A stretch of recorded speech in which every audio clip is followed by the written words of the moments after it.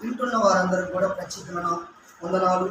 ప్రాముఖ్యంగా ప్రేమపూర్వకంగా మిమ్మల్ని మనవి చేసుకునేది ఏంటంటే, ప్రతి వారం మీ వద్దకు మంచి ఆత్మీయ మర్మము మీ దగ్గరికి పరిశుద్ధ గ్రంథము నుండి మరి శ్రేష్టమైనటువంటి సబ్జెక్టులు, మంచి ఉపమానాలు మీ వద్దకు వస్తూ ఉన్నవి. కనుక వాటిని మీరు సాధారణంగా ఇట్లా నొక్కుతున్నారే తప్ప దాన్ని వినట్లేదు. మీరు వింటున్నట్టుగా మాకు అర్థమవుతుంది. కనుక అయితే వినండి. మీ డౌట్ ఉంటే మమ్మల్ని కామెంట్ చేయండి. ఎందుకంటే ఆ యొక్క మర్మం మీకు కూడా మరి మీరు కూడా తెలుసుకోవాలనేటువంటి తపనతో మిమ్మల్ని మాట చెప్తున్నానే తప్ప మరొకటి కాదు. కనుక ఈరోజు మనం పోయినటువంటి వారంలో మరి కొన్ని విషయాలు మనం మాట్లాడుకున్నాం. మరి ఈరోజు మనం చెప్పుకున్నటువంటి సబ్జెక్ట్ ఏంటంటే, ఆత్మలో మరణించునా. కానీ ఇక్కడ మొట్టమొదటిగా 4 పాయింట్ల మీద మీకు ఈరోజు వివరించడం జరుగుతుంది. చాలా జాగ్రత్తగా వీడియో మీ వద్దకు వచ్చినప్పుడు వెంటనే ఇది ఏంటో అని మాత్రం వదిలేయకుండా దయతో స్పష్టంగా మీరు వినండి. ఇంటి ఆత్మీయ అనుభవంలోకి వస్తారని నేను తలంచున్నాను. కనుక రెండవది, ఇక్కడ రక్షింపబడిన వారు మరణించగానే పరలోకమునకు వెళతారా? ఇకపోతే మూడవ విషయంలోకి వస్తే, మరణించిన తరువాత ఒకడు ఎంత మేరకు వివేచింపగలడు లేక గ్రహింపగలడు. ఇకపోతే 4వ భాగంలోకి వచ్చేస్తే, కానీ మృతులు బ్రతికి ఉన్న వారితో సంభాషించలేరా? మరియు బ్రతికి ఉన్న వారు ఏమి చేయుచున్నారో వారికి తెలియదా? ప్రశ్న. ఈ మాటలో చాలా స్పష్టంగా మీరు గ్రహించాల్సినటువంటి అవసరత మీకు ఉన్నది. రెండవ విషయం కూడా ఏంటంటే, మీరు చదవాలి, దాని ప్రకారం వినాలి. ఇంకా ఒకవేళ తెలియకపోతే మీరు అడగాలి. కనుక ఇక్కడ చెప్పబడినటువంటి మాట ఏంటంటే, మొట్టమొదటిగా చెప్పబడినటువంటి మాట ఏంటంటే, ఆత్మలో మరణించున అన్న కాడ పాపము చేయువాడే మరణము నొందును. పాపము చేయువాడు మరణము నొందును. నిజమే. మరణం అంటే ఏంటి అంటే, జీవము శరీరము చెల్లిపోవటమా లేక ఏంటి అనే విషయాన్ని మనం జాగ్రత్తగా మనము చదువుకోవలసినటువంటి అవసరత, ఎన్నదాన్ని గ్రహించవలసినటువంటి అవసరత మనకి లేకపోలేదు. పోయినటువంటి సారి మనం చదువుకున్నటువంటి మాట ఇదే వాక్యము చదువుకున్నాం. మళ్ళీ అలాగనే కొన్ని విషయాలు కొత్తగా నేను చేర్చబడుతున్నాయి కనుక గ్రహించండి. యెహెజ్కేలు గ్రంథము 18వ అధ్యాయము 20వ వచనములో ఒక చక్కని మాట కనపడతా ఉంది. యెహెజ్కేలు గ్రంథము 18వ అధ్యాయము, పాపము చేయువాడే మరణము నొందును. చాలండి. పాపము చేయువాడు మరణము నొందును. పరమతల్లి స్తోత్ర. కనుక పాపము అనగా ఏమి చెప్పండి? పాపము అనగా ఏమి? ఎన్నోసార్లు మనం చదువుకున్నాం.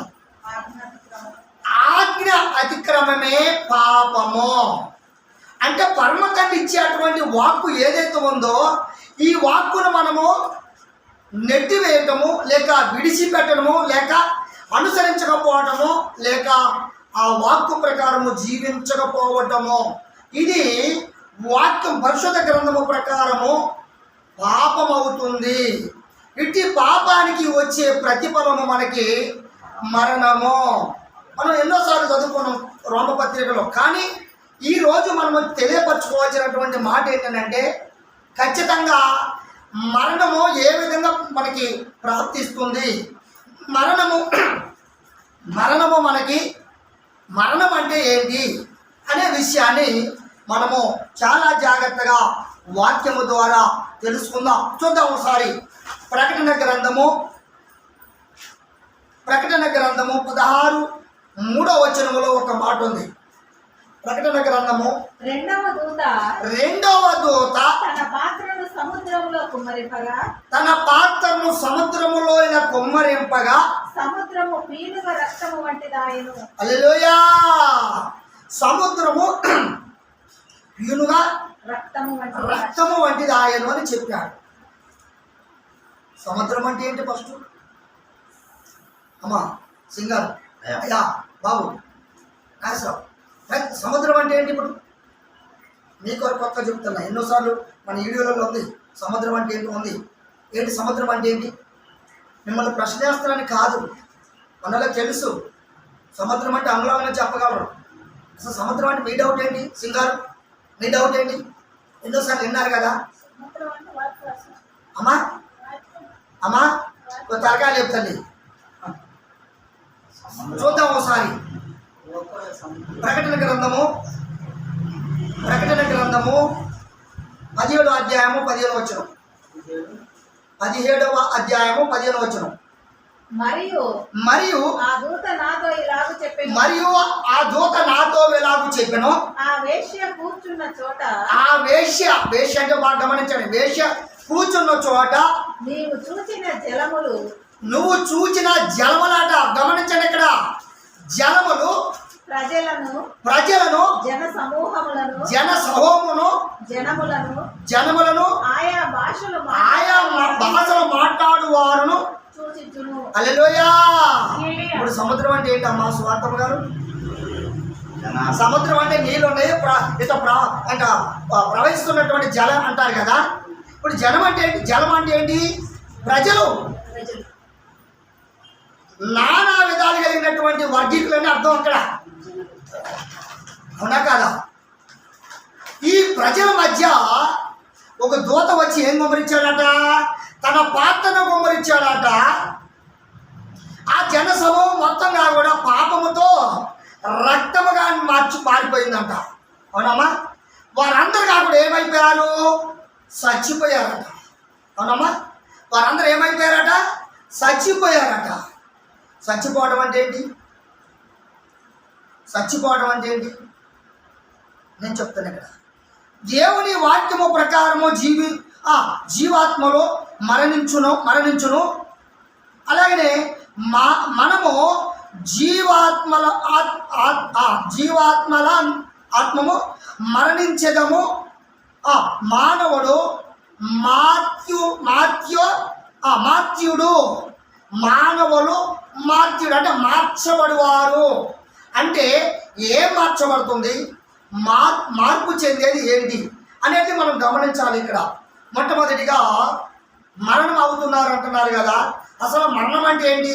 బైబిల్లో చాలా విషయాలు మనం ఇంతకుముందు కూడా నేర్చుకున్నాం. ఆది ప్రారంభంలోనే మరి 2వ అధ్యాయంలో చక్కని మాట వివరించిన మాట. 2వ అధ్యాయం 7వ వచనంలో ఏమంటాడంటే, మనుషుడు అంటే అవ్వాదాములు పాపము ఏ ఒక్క మాట అయితే పరమ తండ్రి చెప్పాడో ఆ మాట విన్నట్టుగా చేయనందువలన, ఉల్లాసించినందువలన, అతిక్రమించబడినటువంటి వలన, దాన్ని వెడబాటు అయినందువలన వీరికి ప్రాప్తించింది ఏంటంటే మరణము అంటే శరీరము మట్టితో చేయబడినటువంటి శరీరములో తన జీవాత్మను ఊదినప్పుడు మనుషుడు ఏమైపోయాడట? జీవాత్మ ఆయను. జీవాత్మ అంటే ఏంటి అమ్మా? ఎప్పుడు జీవించేది అని అర్థం. అంటే మృతము అనేది తెలియనటువంటి యొక్క జీవమును అర్థము, జీవించు ప్రాణి అని అర్థము. కనుక యెహోవా మెస్సీయ వారు నిరంతరము ఉండువాడు. అవునా కదా? నిరంతరము ఉండువాడు. మనిషిగా కూడా చేయబడినటువంటి మనిషి పరమ తండ్రి ప్రణాళిక ప్రకారము మట్టితో చేయబడినప్పుడు ఆ మట్టి నుండి జీవాత్మ ఊదినప్పుడు ఆ శరీరముతో ఎల్లప్పుడూ జీవించు ప్రాణి అని చెప్పబడినటువంటి వాక్యం. అవునంటారా కాదంటారా? కనుక ఇప్పుడు వాక్యంలోకి వెళ్తాయి, చూద్దాం ఒకసారి. ఇప్పుడు మనిషికి ఏం ప్రాప్తించిందట? మరణము ప్రాప్తించింది. అవునా కాదా? అసలు మరణం అంటే ఏంటి? మరణం అంటే ఏంటి? ఇప్పుడు నిజంగా మనిషి శరీరంలో జీవవాయువు ఓదగా వీడు జీవాత్మ అయ్యాడు కదా. ఈ జీవాత్మ మరణమాయను అన్నాడు కదా. మరణమాయను అంటే ఇప్పుడు ఆత్మ చనిపోయిందా? శరీరం అమ్మా శరీరం అంటే మార్చబడదని అర్థం అన్నా కదా. మార్చబడదంటే అర్థం ఏంటి? ప్రతిమైనటువంటి ఇంటున్నటువంటి దేవుని ప్రజలారా, బిడ్డలారా, మరొకసారి మీకు తెలియపరుస్తుంది. వాక్యం చెప్తాను, నేను వర్గీకులు కాదు, నానా విధాలైన భేదములు చెప్పట్లేదు, అభ్యంతరాలు చెప్పట్లేదు. కొంతమంది అనుకుంటున్నారు, సేవకులే అంటున్నారు, పరిశుద్ధ గ్రంథములో లేని మాటలు తెలియపరుస్తున్నారు. కొంతమంది సేవకులు అంటున్నారు. నిజమేనా ఈ మాట? ఇప్పుడు పరిశుద్ధ గ్రంథము చదువుతున్నారా లేక వేరే చదువుతున్నారా? మీరు ఇప్పుడు ఇప్పుడు మీ చేతిలో ఉన్న పరిశుద్ధ గ్రంథం చదువుతున్నారా లేక వేరే ఏమన్నా మీకు చేతికి చదవమంటున్నానా? పరిశుద్ధ గ్రంథమే చదువుతున్నారు కదా. వేరే విధమైతే ఏది నేను చెప్పట్లేదు కదా. మరి కొంతమంది అభిప్రాయం ఎలా ఉన్నారో తెలుసా? ఏంటి సంజీవరావు లేనటువంటి వివరిస్తున్నారు, చాలా విషయాలు చెబుతున్నారని అభ్యంతరపడుతున్నారు. ఈ అభ్యంతరపడుతున్నటువంటి వారు ఎవరో తెలుసా? మచ్చరపడుతున్న వారులారా, మీకు శ్రమ. ఎందుకో తెలుసా? దేవుని వాక్యమును ఆలోచించి అటువంటి వారు మనం కాకూడదు. వాక్యమును అనుసరించి వారమే కానీ దాని ఆలోచనతో తిరస్కరించే వారము మనం కాదు. కనుక దీన్ని గమనించాలి. చూద్దాం ఒకసారి 3వ అధ్యాయము యోహాను సువార్త 3వ అధ్యాయము తొందరగా వెళ్ళిపోదాయి. 19వ వచనము నుండి క్రమంగా ముందుకు వెళ్దాం. 3వ అధ్యాయము యోహాను సువార్త. ఆ తీర్పు ఇదే, 18 నుంచి చదవమ్మా. ఆయన ఎంతో విశ్వాసముంచు వానికి. ఇప్పుడు ఏంటంటే ఇక్కడ యోహాను సువార్తలో చెప్పబడినటువంటి మాట గమనించాలి. ఇక్కడ మీరు ఆయనందు విశ్వాసము ఉంచు వారందరికీ తీర్పు తీర్చబడదు. తీర్పు తీర్చబడదు. అక్కడ ఆగుదాయి. ఇక్కడ అవాదాంతో ఏం చెప్పాడు మొట్టమొదటిగా? బాబు నాయస్వా, అవాదాంతో ఏం చెప్పాడు మొట్టమొదటిగా? ఇదిగో ఈ మాట చెప్పుతున్నాను, మాట వినకపోతే సంస్థ వస్తుంది, జాగ్రత్త అన్నాడు. అవునా కాదా? అంటే ఈ మనుషుడు ఏం చేయబడ్డాడు? ఇక్కడ విశ్వసించలేదు. అవునా కాదా? వాక్యాన్ని అనుసరించలేదు. వాక్యం పట్ల నమ్మకం లేదు. వాక్యం పట్ల స్థిరమైన విశ్వాసము అనుసరించే మనసు రాలేదు. అవునా కాదా? దీన్నే విశ్వాసము అంటారు. అవునా కదా? దీన్నే విశ్వాసము అంటారు. చదువుతుంది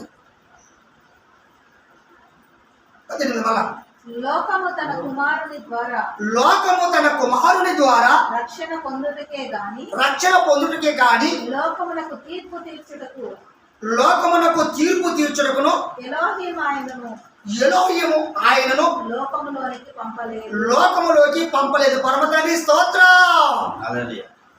అమ్మా, అందరికి చెవులు ఉన్నాయి, నోరు ఉంది, చేతులు ఉన్నాయి. పరమతండ్రి స్తోత్రం అంటే ఏంటి? ఆయనకి అర్పించుట. నిజమా కాదా? గుర్తు చేయుట, మనము అడుగుట, అప్పగించుట. దయతో స్తోత్రం అన్నప్పుడు మీరు అందరూ పరమతండ్రికి హల్లెలూయ అంటాం. అనేది హల్లెలూయ అంటే ఆయన్ని స్తుతింపబడును గాక అని అర్థం. ఆ మాట హల్లెలూయ అన్నటువంటి పదాన్ని స్పష్టంగా మనం చెప్పాలి. ఇప్పుడు మనందరం అందరం నోరున్న వారందరము పరమతండ్రి స్తోత్రం హల్లెలూయా అదండి మాట. అందుకొరకు చదువుతా. ఆయన యందు విశ్వాసం ఉంచువారు తీర్పు తీర్చబడదు. విశ్వాసము లేని వారు ఎలోహిము అనగా దేవుని అద్వితీయుడు అనగా మొదటివాడు, తిత్యుడు అనగా రెండో వాడు, తండ్రి ఆయన కుమారుడు అనబడిన మెస్సియా అనబడిన నామమందు ఎప్పుడైతే నమ్మకం ఉంచబడలేదో కనుక వానికి ఇంతకు ముందే తీర్పు తీర్చబడిన. పరమతండ్రికి స్తోత్రం. ఎప్పుడు తీర్చబడది, ఎప్పుడు తీర్పు ఇవ్వబడది అంటే అవ్వ ఆదాముల ముందే చెప్పాడు కదా. అవ్వ ఆదాములకు తీర్పు ఇచ్చాడా లేదా? ఈ మాట మీరితే, ఈ ఆజ్ఞ మీరితే మీకు వచ్చేది ఏమన్నాడు? మరణిస్తారు అని చెప్పాడు. తీర్పు అంటారా కాదంటారా? ఇప్పుడు అమ్మా, తీర్పు అంటారా కాదంటారా? ఒక ఆది కాలంలో ఎన్ని భాగాలుగా మనం మాట్లాడుకుంటున్నాం. అర్థమవుతుందా మీకు? ప్రతి సమయంలో మనం అదే అదే ట్రాఫిక్ తెచ్చుకుంటున్నాం. అయినప్పటికీ సందర్భం వేరు వస్తుంది. అవునా కాదా? మళ్ళా కావాలంటే నా వీడియోలు చూడండి, ఈ వాక్యాన్ని వినండి. మీరు దయతో వీళ్ళు వారందరూ రక్షణ పొందుతారని జీవ గ్రంథములో తెలియపరుస్తున్న మాటలు. అలాగే చదువుతుంది. ఆ తీర్పు ఇదే, ఆ తీర్పు ఇదే, వెలుగు లోకములోనికి వచ్చిన వెలుగు అనగా ఆనాడు ఉన్నటువంటి అగాధ జన్మలపై అల్లాడుచున్నటువంటి ఆత్మ వెలుగుగా మార్చబడిన వెలుగు ఎక్కడికి వచ్చిందట? లోకములకు వచ్చెను. ఆ లోకములకు వచ్చినటువంటి వెలుగు మనిషిలో జీవాత్మ ఆయను. పరమతానికి స్తోత్రం. ఇప్పుడు చదువుతుంది మళ్ళీ అలాగనే తమ క్రియలు చెడ్డమైన పై నుంచి ఆ తీర్పు ఇదే, ఆ తీర్పు ఇదే, వెలుగు లోకములోనికి వచ్చిన వెలుగు లోకములకు వచ్చిన గాని తమ క్రియలు చెడ్డమైన హల్లెలూయా. తన క్రియలు అంటే చేసే పనులు, అవునా కాదండి? మీరు చేస్తున్నటువంటి పనులు చెడ్డవి గనక మనుషులు వెలుగును ప్రేమింపక ఏం చేశారట? జీవమును ప్రేమింపక చీకటినే ప్రేమించి ఇలాగ మరణాన్ని తెచ్చుకుంటున్నారు. పరమతానికి స్తోత్రం. ఇదంటే మాట.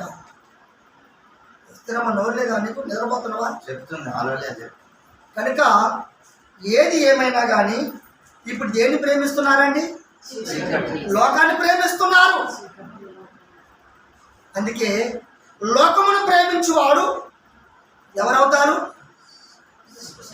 దుష్టుడు, దుష్ట సవాసము, దుష్ట సంతానము, చెరుపు చేయి పిల్లలు ఆయన బిడ్డలు కారు. ఆయన బిడ్డలు కారు. వారికి ఏమొస్తుంది? శ్రమ వస్తుంది. చదువుకున్నా ఒకసారి శ్రమను కూడా చదువుతా. అలాగే 23 వచ్చిన చదువు. దుష్కార్యము చేయు ప్రతి చూసారు ఎక్కడ ఏమంటున్నావు? దుష్ట కార్యములు చేయు ప్రతివాడు వెలుగును ద్వేషించును. చూసారయ్యా? జీవమును ద్వేషించును. తన క్రియలు దుష్క్రియలుగా కనబడుకుంటున్న చెడ్డ క్రియలు కనపడకున్నట్లు వెలుగునొద్దకు రాడు. అంటే జీవము వద్దకు రాడు. సత్యవర్తనుడు అంటే ఇక్కడ ఆగుదాయి. సత్యవర్తనుడు అనగా సత్యము అంటే వాక్యము, సత్యం అంటే మెస్సియా, సత్యం అంటే జీవము.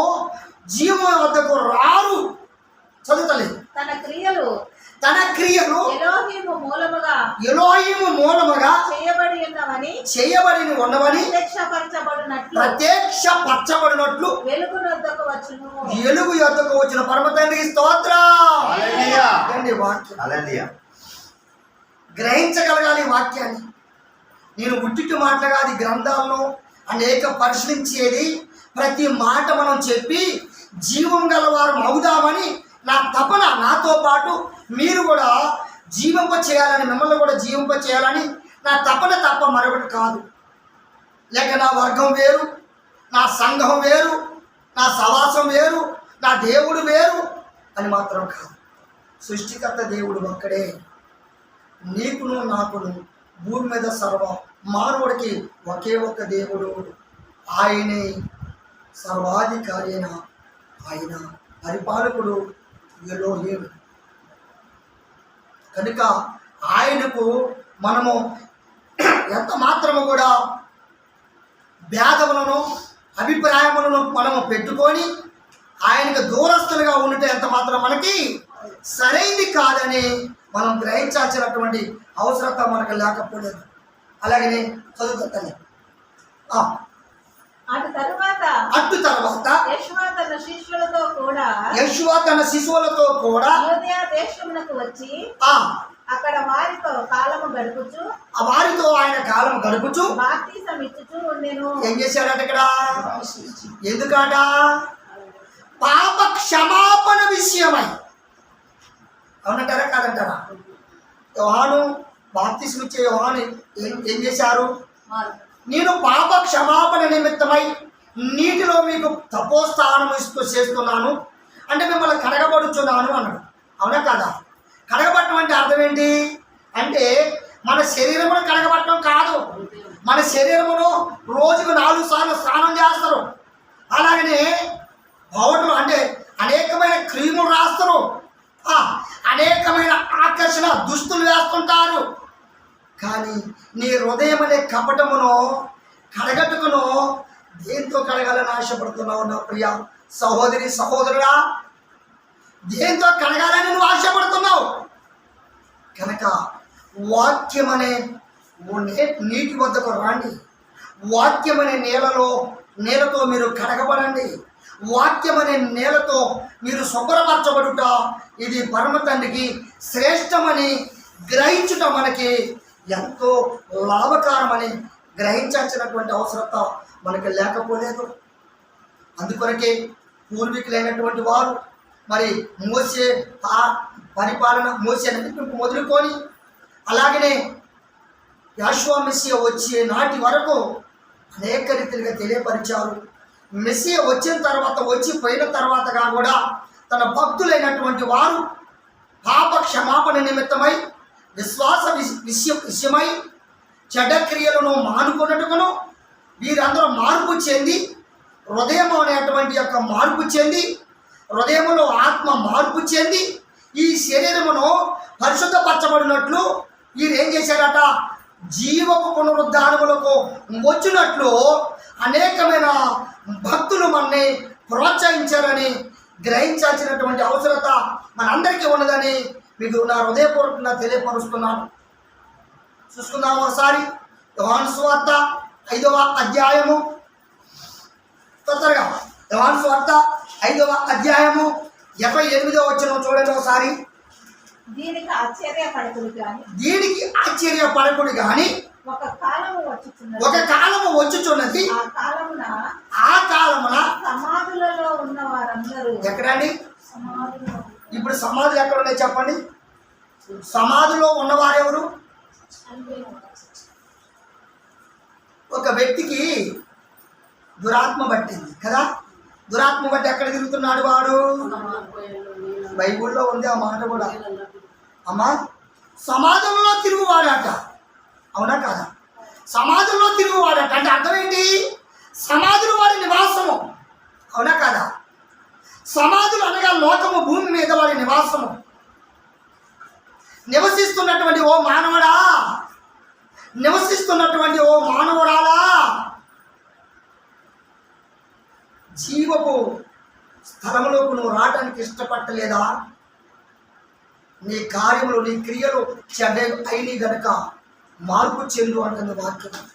కనుక చదువుతాను. ఇప్పుడు చదువు. దీనికి ఆశ్చర్యపడకుడి. కాలము వచ్చుచున్నది. ఆ కాలమున సమాధులలో ఉన్న వారందరూ ఆయన శబ్దం విని మేలు చేసిన వారు హల్లెలూయా జీవపు పునరుద్ధానములోకి కీడు చేసిన వారు తీర్పు పునరుద్ధానములోకును హల్లెలూయా బయటికి వస్తారంటే అర్థమైంది. భూమి లోపల నుంచా? సమాధి అనగా సంపబడ్డవారు అంటే ఆత్మానుసారంగా చనిపోయిన వారు. ఏ విధంగా అమ్మా? ఆత్మానుసారంగా చనిపోయిన వారు. ఉదాహరణకి ఏంటంటే అది కూడా చెప్తా. మరణం కూడా ఏ విధంగా మన మీద ప్రాప్తింపబడింది అనేది కూడా చూపిస్తా. మరణము జీవము రెండింటిని చూపిస్తా ఇప్పుడు వాక్యము ద్వారానే. దయతో గమనించాలి, వాక్యమును గ్రహించాలి, వాక్యమును అనుసరించాలి. ప్రేమపూర్వకంగా మిమ్మల్ని బ్రతిమలాడుచున్నాం. చెవులు ఉన్నటువంటి వారు వాక్యము విందురు కాక, గ్రహింపు జ్ఞానము కలిగినటువంటి వారు వాక్యమును గ్రహించుదురు కాక. అర్థమవుతుందా? నా మాటలు వద్దు, ఈ పరిశుద్ధ గ్రంథములో మాటలు వినండి. నేను అవసరం లేదు, నేను అంతలో ఉండి ఇంతలో మాయమయ్యే వ్యక్తి. నేను పరమతండ్రి ఎప్పుడు పిలిస్తే అప్పుడు పోయే అటువంటి వాడిని నేను. నన్ను చూడకుడి, జీవపు వాక్యము పలికిస్తున్న మాటలు గ్రహించండి. దయతో చదువుతాను. నా అంతటా నేను ఏమీ చేయలేదు. నేను వినున్నట్లుగా తీర్పు తీర్చుచున్నాను. నన్ను పంపిన వాని చిత్త ప్రకారమే చేయగోరుచున్నాను గాని నా ఇష్ట ప్రకారము చేయగోరను గనుక నా తీర్పు న్యాయమైనది. హల్లెలూయా. నా తీర్పు న్యాయమైనది. ఒక మాట 31వ వచనం కూడా చదవండి. నన్ను గూర్చి నేను సాక్ష్యము చెప్పుకొనిన ఎడల, ఇక్కడ ఏంటట? నన్ను గూర్చి నేను సాక్ష్యము చెప్పుకున్న ఎడల నా సాక్ష్యము సత్యము కాదు. నా సాక్ష్యము సత్యము కాదు. నన్ను గూర్చి సాక్ష్యం ఇచ్చు వేరొకడు కలడు. నన్ను గూర్చి సాక్ష్యం ఇచ్చు వేరొకడు కలడు. పరమతండ్రి స్తోత్రం. నీ సాక్ష్యము నీ గురించి ఆరోపించగలిగినటువంటి వాడు, నువ్వు ఏం చేస్తున్నావో, నువ్వు ఎక్కడ ఉన్నావో, నువ్వు ఎలా ఉన్నావో అని తీర్పిచ్చి నీ మీద ఆరోపించి జీవపు పునరుద్ధానములోకి కాక తీర్పు పునరుద్ధానములు అనగా జీవించే పాపపు యొక్క ఊపిలో అనగా జీవించే మార్గంలో ఉంచుకును ఇక్కడ ఒక వ్యక్తి అంటూ ఉన్నాడు. ఆ వ్యక్తి ఎవరో తెలుసా? ఆయనే యెహోవా మెస్సీయ వారు. ఆయన సజీవంగా ఉన్నాడు. సజీవులైనటువంటి మనము అనగా తీర్పు పునరుద్ధానములోకి అనగా సత్యమనే వాక్యములోకి ఎవరైతే అంగీకరిస్తున్నారో, ఎవరైతే దాన్ని అనుసరిస్తున్నారో, ఎవరైతే ఆ విధంగా జీవించాలని ఆశపడుతున్నారో వారు జీవించువారు. పరమతండ్రి స్తోత్రం. కనుక మీరందరూ ఇప్పుడు మీరు ఏం గ్రహించగలుగుతున్నారు గమనించండి. అలాగే కొద్ది కించదమ్మా. నన్ను గూర్చి సాక్ష్యం ఇచ్చు వేరొకడు కలడు. ఆయన నన్ను గూర్చి ఇచ్చు సాక్ష్యము సత్యమని ఎరుగుదును. మీరు యోహాను వద్దకు కొందరిని పంపితిరి. అతడు సత్యములకు సాక్ష్యం ఇచ్చెను. నేను మనుషుల వల్ల సాక్ష్యం అంగీకరింపను కానీ మీరు రక్షింపబడవల్లని ఈ మాటలు చెప్పుచున్నాను. యోహాను గారు ఎంత బతిలాడుతాడు చెప్పండి. అయ్యా దేని కొరకైనా సాక్ష్యం ఇస్తున్నాడు? యోహాను గారు దేని కొరకు సాక్ష్యం ఇస్తున్నాడండి? సత్యములో జీవించడం కొరకు అని చెప్తాడు అక్కడ. అవునా కదా? మృతులుగా ఉండడానికి కాదు. బ్రతికుండా మీరు మృతులు. వాక్యం కాడికి వస్తున్నా ఎందుకు గింకులు అవుతాయి? వాక్యము మామూలు కాదు. విశ్వాసులారా జాగ్రత్త. విశ్వసించలేనటువంటి వారులారా మీ కొరకే ఈ వాక్యం అనుసరించినటువంటి వారులారా మీ కొరకే ఈ వాక్యము. నేను అనుసరించకపోతే నా కొరకు కూడా. 2వ దశలోనికి రాసినటువంటి పత్రిక అపోస్తలుడైనటువంటి పౌలు గారు 2వ దశలోనికి రాసినటువంటి పత్రిక 2వ అధ్యాయం 9వ వచనం నుంచి క్రమంగా ముందుకెళ్దాం. నశించుచున్న వారు. హల్లెలూయా. ఇక్కడ బాగా గమనించాలా? ఎవరండి మీరు? నశించడం అంటే అర్థం ఏంటి? చూడండి, ఇక్కడండి అందరు తరగాలి లేపండి. బైబుల్కి వెళ్ళి అందరు నాకు తరగాలి లేపండి. ఇద్దరమ్మ ఏంటి నువ్వు పూర్తి తలకా ఉంచి అతను బాగా నేల మీద పట్టుకుని బైబిల్ చదువుతున్నావా ఏంటి? బాగా గమనించాలి. నశించడం అంటే అర్థం ఏంటి? అంటే ఈ శరీరంలో జీవాత్మ పోవటం నశించడమా కాదా అమ్మా? బాగా గమనించండి వాక్యాన్ని. అయ్యా ఇక్కడండి, శరీరంలో నుండి ఆత్మ బయటికి వెళ్ళిపోతున్నప్పుడు ఈ శరీరము నశిస్తుందా జీవిస్తుందా? హల్లెలూయా. మీరు నశించుతున్నవారా లేక జీవించువారా? లేక మృతులా లేక పునరుద్ధానులా? ప్రశ్న ఎవరికి? మనకి కాదా? బైబిల్ పట్టినటువంటి మనకు కాదా? బైబిల్ చదువుతున్నటువంటి మనకు కాదా? బైబిల్ బోధిస్తున్న మనకి కాదా? బైబిల్ ప్రకటన చేస్తున్నటువంటి మనకు కాదా? ప్రియ నా సహోదరి సహోదరులారా చదువుతాను. నశించున్నటువంటి వారు తాము రక్షింపబడుటకై. తాము అంటే ఎవరి వారే? తాము రక్షింపబడుటకై సత్య విషయమైన ప్రేమ అవలంబింపకపోయిరి కనుక వాని రాక అబద్ధ విషయమైన సమస్త బలముతోను నానా విధములైన సూచక క్రియలతోను మహత్కార్యములతోను దుర్నీతిని పుట్టించు సమస్త మోసముతోను నశించుచున్న నశించున్న వారిలో సాతాను కనపరుచు బలమును అనుసరించి ఉండును.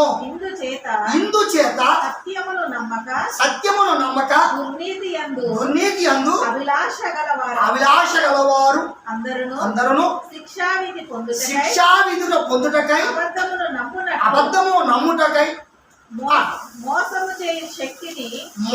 చేయు శక్తిని దేవుడు వానికి పంపుతున్నాడు. హల్లెలూయా. చూడండి, కొంతమంది ప్రార్థనలు చేసుకుంటారు. ఏమని? ఓయి నువ్వు ఇలా ఉన్నావు, ఓయి అలా ఉన్నావు. నిజమేనా? దేవుడు నీతో మాట్లాడా? అయితే మార్పు చెందు ఫస్ట్ నువ్వే. ఏంటి మార్పు అంటవా? వాక్యం చదువుతున్నారు కదా, మార్పు మీకు అర్థం కావట్లేదా? నమ్మి విశ్వాసము పొంది, విశ్వాసం అంటే యేసుని నమ్మండి, నీటిలో మునగండి, మీకు రక్షణ వస్తుంది. అదే నా రక్షణ సింగారు, అదే నా రక్షణ. అమ్మా స్వార్థం గారు, అదే నా రక్షణ. ఏంటి రక్షణ అంటే? ఏంటి? నిన్ను రక్షించేది ఏంటి? వాక్యము రక్షించును, వాక్యము నిన్ను బ్రతికించును, వాక్యము నిన్ను నడిపించును, వాక్యము నిన్ను శుద్ధిపరచును. తండ్రి స్తోత్రం. అట్టి వాక్యమును నోటితో చెప్పుకోవటం కాదు కానీ చేయటానికి సాధ్యపడుతున్నావా? చేటుకు సాధ్యపడుతున్నావా? చూద్దాం ఒకసారి. అదేవిధంగా యెషయా గ్రంథము 29వ అధ్యాయము 9వ వచనం చూడండి. గమనించాలా? జనులారా తేరి చూడుడి, తేటగా చూడండి, కళ్ళు ముసుగులతో చూడకండి, మరణం అనేటువంటి ముసుగు పడకుండా చూసుకోండి అంటాను అక్కడ. తేరి చూడుడి, విస్మయము నొందుడి, మీ కళ్ళను చెడగొట్టుకొనుడి, గుడ్డివారగుడి, ద్రాక్షారసము లేకయే వారు మత్తులై ఉన్నారు. ఎక్కడ చదువుతున్నామా? 29:9. రైట్, చదువు. మద్యపానము చేయకయే తూలుచున్నారు. యావే మీ మీద గాఢ నిద్రాత్మ కుమ్మరించి ఉన్నాడు. హల్లెలూయా. లాజరు, నిద్రిస్తున్న లాజరు ఎలపలకి రానడా? చచ్చిపోయిన లాజరు ఎలపలకి రానడా? చెప్పండి. ఏంటో ఒకటే రాతను ఏం చెప్పాడు ఇక్కడ? యాషోబిషే వారు భూమి మీదకి వచ్చిన తర్వాత ఏమన్నాడు? నిద్రిస్తున్న లాజరు లేచిరా. మత్తు అది గాఢ నిద్ర మత్తు అంటే శరీరమును మార్చబడే మత్తు, శరీరమును శూన్యం చేసే మత్తు, అనగా నీ ఆత్మ దేవుని యొద్దకు చేరుటకును మత్తు, చేరకుండా చేరుటకును మత్తు. అవునా కాదా? ఇప్పుడు ఏది మరణము? జీవము మరణమా? శరీర మరణమా? శరీర మరణం అంటే ఏంటి ఇప్పుడు? ప్రేమ అనేటువంటి వారు మీరు కూడా, మీరు చెప్పండి. కూర్చొని వింటున్న వారందరూ కూడా మీరు చెప్పండి. శరీర మరణం అంటే ఏంటి? చాలా మనం చెప్పుకున్నాం. శరీర మరణం అంటే ఏంటి? మరి సమాధి దగ్గర రాగానే 3 రోజులు అయింది. అన్నాడు కదా, పక్కన పెట్టి అది వీడియో పడుతున్నాం. తర్వాత మనం అందరూ తగ్గించుకున్నాం. కారణం ఏంటంటే, కొన్ని విషయాలు ఏంటంటే, నిద్రిస్తున్నవాడా అనగా చనిపోయిన వారులారా అనగా, చనిపోవటం అంటే ఆత్మవిశ్వాసము చనిపోవుట. ఆత్మ విశ్వాసం అనగా ఎమ్మడించే నమ్మకము చచ్చిపోవుట. ఆయనలో జీవించే జీవము తొలగిపోవుట. గ్రహించండి, జ్ఞానం ఉన్నవారు, జ్ఞానము గలవారు గ్రహించండి. బాబు నాగేశ్వరరావు భలే వాక్యం చెప్పాడు. ఏ వాక్యం చెప్పాడు నాగేశ్వరరావు? అదే వాక్యము, ఏదే భలేగా, అదే భలేగా. అసలు ఆ బలేకేంది, నువ్వు నీకు నమ్మింది ఏంది, నువ్వు విశ్వసించింది ఏంది ఫస్ట్ అమ్మా? ఓ విశ్వాసి, నీకు అర్థమవుతుందా? ఓ విశ్వాసుడా అర్థమవుతుందా? ఇప్పుడు చదువుతుంది. యావే మీ మీద గాఢ నిద్ర ఆత్మను కుమ్మరించి ఉన్నాడు. ఆగండి, ఇక్కడ గాఢ నిద్ర ఆత్మ అంటే నీలో ఆత్మనా? జీవించే ఆత్మనా బాబు? నీలో జీవించే ఆత్మనా? ఆత్మ కాదా? కుమ్మరించాడు. జీవించు ఆత్మ కుమ్మరించాడు. ఈ ఆత్మ నిద్రిస్తుంది అనగా మత్తుగా ఉంది. ఈ శరీరానికి కలయిక లేదు, ఈ శరీరము నడవడం లేదు, ఈ శరీరము అవయవాలు ఆడవు. అందుకు నువ్వు మృతుడివి. అర్థమైందా మరణం అంటే ఏంటో? అర్థమైందా మరణం అంటే ఏంటో? ప్రియమైనటువంటి వారులారా, మృతం అంటే ఏంటో అర్థమైందా? దయతో గమనించండి. ఈరోజు వాక్యాల కొరకు అనేకులు నేను గొప్ప అని చెప్పుకుంటున్నారు. మొన్నటి దినాన 11 రాత్రి నుంచి 12 రాత్రి నుంచి 13 రాత్రి నుండి 15 రాత్రి వరకు, అనగా 16 ఎలంతమ్మ తారీఖు, ఎలంత తారీఖు, ఈరోజు ఎంత తారీఖు? 15 రైట్. రేపు పగలతో ముగింపు అవుతుంది 11 నుంచి. ఏంటని అడగనే, ఏంటనంటే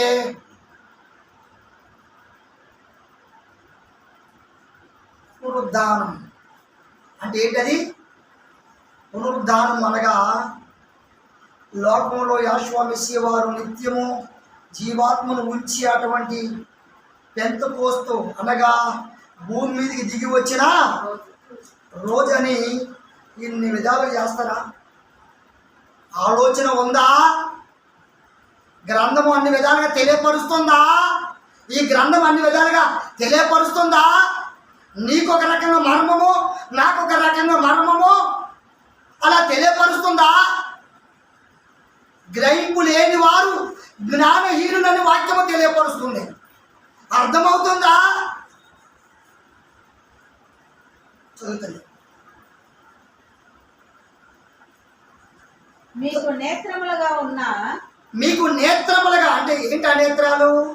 అమ్మా, ఏంటి ఆ నేత్రాలు? హృదయం అనే నేత్రము, జ్ఞానం అనే నేత్రము. అవునా కాదా? జ్ఞానం అనే నేత్రాలు ఎక్కడున్నాయి వాక్యము? జ్ఞానం అనే నేత్రం ఎక్కడుంది వాక్యము? చెప్పండి, ఎక్కడుందో అమ్మా?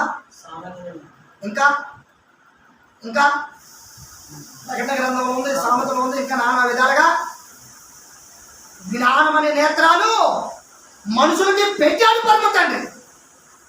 నీకే నేత్రాలు పెట్టాడు? నీకే నేత్రాలు పెట్టాడు? ఈ కళ్ళతో చూసిన నిజాలు, ఈ కళ్ళతో మనం చదివే మొత్తం నమ్మకమైన సత్యాలు అనుకుంటున్నారా?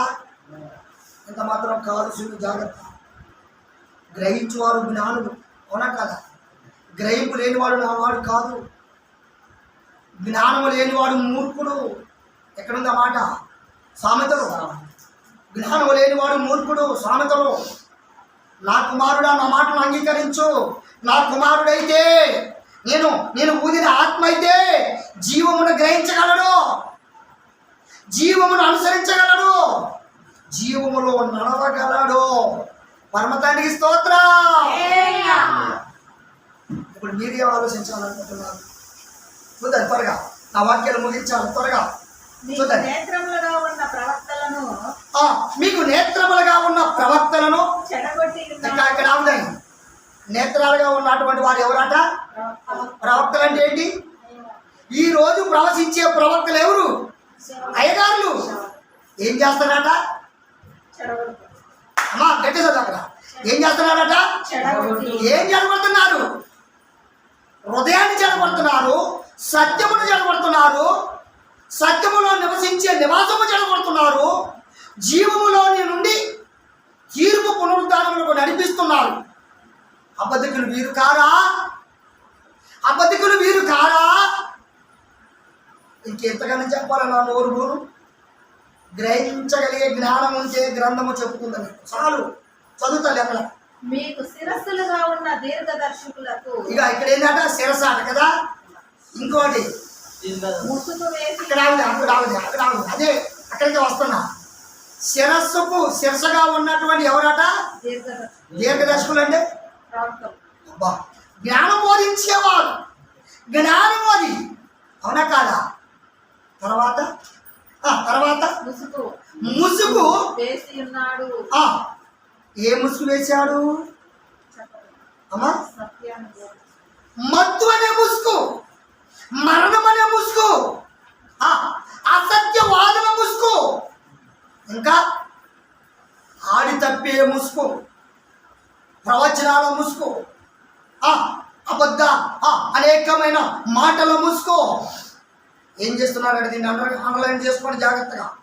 ఈ వాక్యం మనం మళ్ళీ మొదటి చదువుతుంది.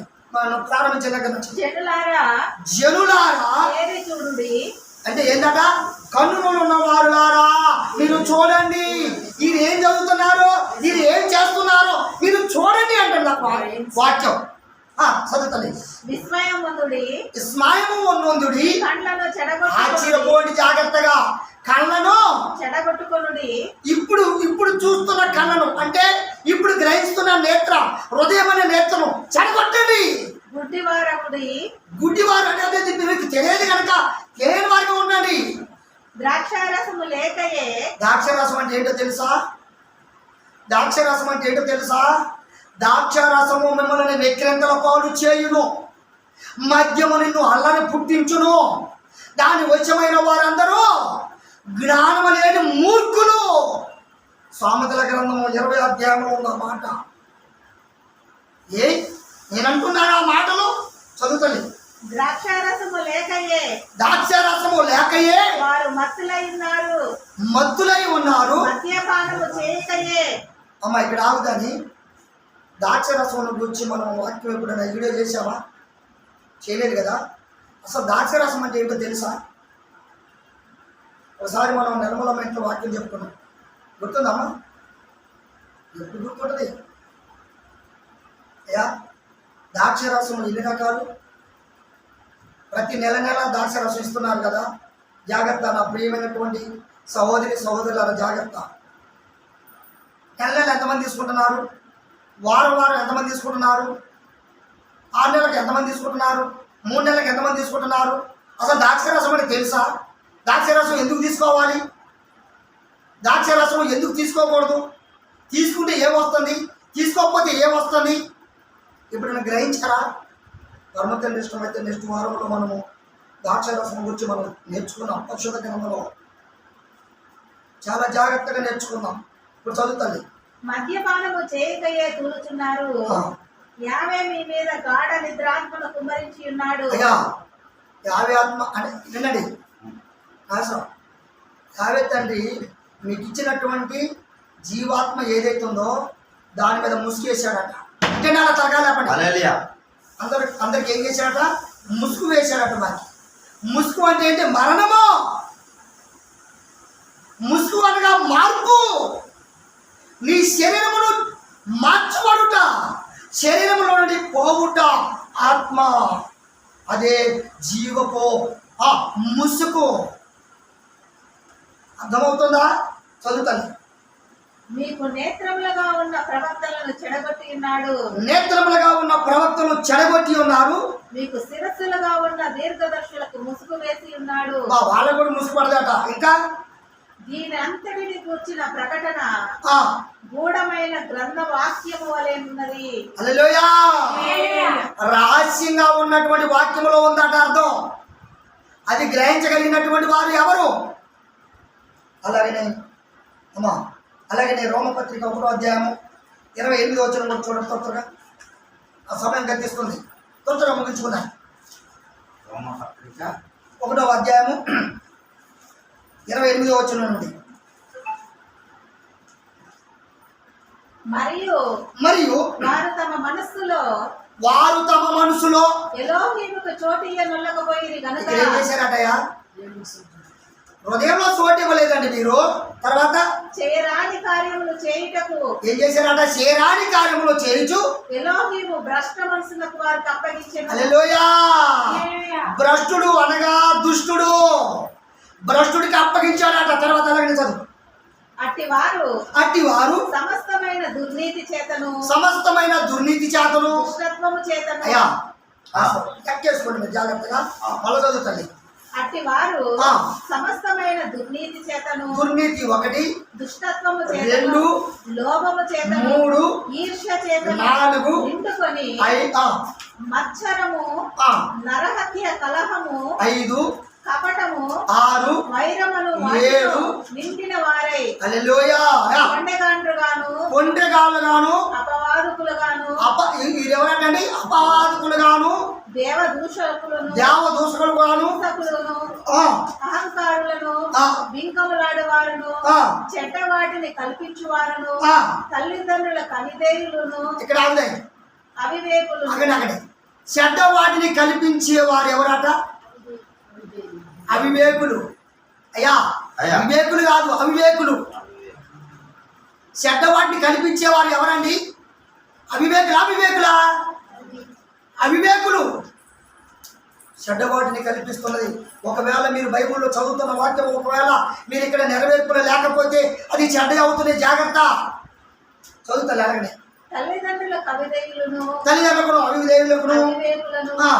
మాట తప్పువారును నిర్దయులనైరి ఇట్టి కార్యములను అభ్యసించు వారు మరణములకు తగిన వారు. హల్లెలూయా. ఇప్పుడు మీరు ఈ వాక్యం మీరు అండర్లైన్ చేసుకోండి జాగ్రత్తగా. ఇన్ని కార్యాలు చేసేవారు ఎవరై ఉన్నారో వారందరూ మరణానికి పాత్రులు. ముసుగు అనబడిన మరణానికి పాత్రులు కానీ జీవముకు పాత్రులు మీరు కానే కారు. అర్థమవుతుందాయా? అర్థమవుతుందా? జీవముకు పాత్రులు కాదు వీరు, మరణానికి పాత్రులు. తర్వాత దేవుని న్యాయ విధిని వారు బాగుగా ఎరిగి వాటిని చేయుచున్నారు. హల్లెలూయా. చాలమ్మా. ఇది మాత్రమే గాక వాటిని అభ్యసించు వారితో సంతోషముగా సమ్మతించుచున్నారు. ఇక్కడ అవుదని వారికి తెలియకపోయినా చెప్పేవారు ఇనువారు వీరందరూ కూడా వారితో పాటు సమ్మతిస్తున్నారు. తందానా తందాని తందనా, వీడు ఒక్కడ తందాన అంటాడు. వీరందరూ కూడా ఏమంటారు? తనానా. ఏందిదంతా? దుష్ట ప్రలాపన, దుష్ట మాటలో, దుష్ట సావాసము. ఏబ్రాహీము రాసిన పత్రిక త్వరగా రాష్ట్రం ముగించుకున్నాయి. ఏబ్రాహీము రాసిన పత్రిక 2వ అధ్యాయం 15వ వచనం. ఏబ్రాహీము రాసిన పత్రిక 15వ వచనం, 2వ అధ్యాయం 15వ వచనం.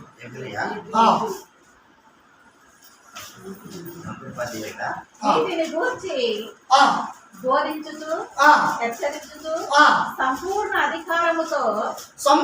అధికారముతో దుర్బోధన ఖండించుచు నుండుము. నిన్ను ఎవరిని తృణీకరింపనీయకము. అయిపోయిందా? ఓకే. ఇక్కడ ఏం అర్థమైంది మీకు చెప్పండి ఒకసారి బాబు. ఏం అర్థమైంది ఇక్కడ మీకు? అయ్యా అయిపోయిందా? ఆగు, ఒక్క మాట చదువుకున్నా. యెషయా గ్రంథము 6వ అధ్యాయం 9 నుంచి చదవండి ఒకసారి. ముగించుకున్నాను. ఆయన నీవు పోయి ఈ జనులతో ఇట్లనము మీరు నిత్యము వినుచున్నారు గాని గ్రహింపకుందురు. హల్లెలూయా. నిత్యము మీరు చూచున్నారు గాని తెలుసుకొనకుందురు. వారి కన్నులతో చూచి చెవులతో విని హృదయముతో గ్రహించి మనసు మార్చుకొని స్వస్థత పొందకపోవునట్లు ఈ జనుల హృదయము రవ్వ చేసి వారి చెవులు మందపరిచి వారి కన్నులు మూయించమని చెప్పాను. పరమ తండ్రి స్తోత్రం. ఇప్పుడు లాస్ట్ మాట ఏంటండి బైబిల్ పక్కన పెట్టండి. ఇప్పుడు మృతము అనగా శరీరమా ఆత్మ? ఇప్పుడు ఆత్మ మరణించురా అమ్మా? మరణించదు. కానీ ఇందులో రెండు, నీ మీద పరమ తండ్రి నిద్ర కలిగించే ఆత్మగా లేవదట. మళ్ళా నిద్రపోయినట్టు ఉంటాడు, ఇక లేవరాట. ఎప్పుడు లేస్తారట ఆయన? వారు తీర్పు అనగా యాశ్వామిసే వారు ఒక దినాన వచ్చినప్పుడు సమాధిలో ఉన్న వీరందరూ, నిద్రిస్తున్న సమాధిలో ఉన్న వారందరూ ఆయన మాట విని లేచి ఎలపలకు వస్తారట. పరమతానికి స్తోత్రం. ఈ శరీరములు ఏదైతే భూమిలో పాతి పెట్టబడ్డాయో మరలా మాత్యము కలిగినటువంటి, అంటే మార్పు చెందినటువంటి ఆత్మల శరీరము భూమి మీదకి మరలా వచ్చును. పరమతానికి స్తోత్రం. ప్రార్థన చేసుకున్నాం అందరి విషయంలో పని అవ్వాలి కనుక ఏది ఏమైనా